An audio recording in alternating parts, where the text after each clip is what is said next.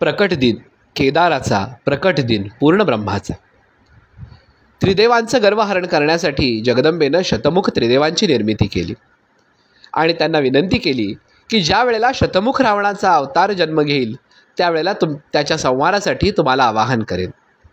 पुढे या करवीर क्षेत्रामध्ये रक्तभोज रत्नासुरादी दैत्यांचा उत्पात वाढल्यानंतर केदार क्षेत्रामध्ये जाऊन साक्षात आदिमाया आदिशक्ती जगदंबेनं या केदाराला हाक मारली.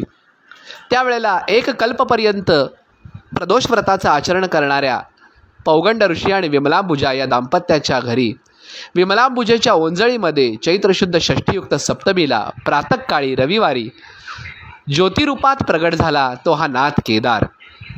12 सूर्यांचं तेज, त्रिदेवांचं एकत्र अंश आणि जमदग्नींचा रवांश म्हणजे जमदग्नींचा क्रोधांश धारण करणारा हा देव ज्योतिर्लिंग प्रगट झाला तो अष्टवर्षाच्या बटुरूपात.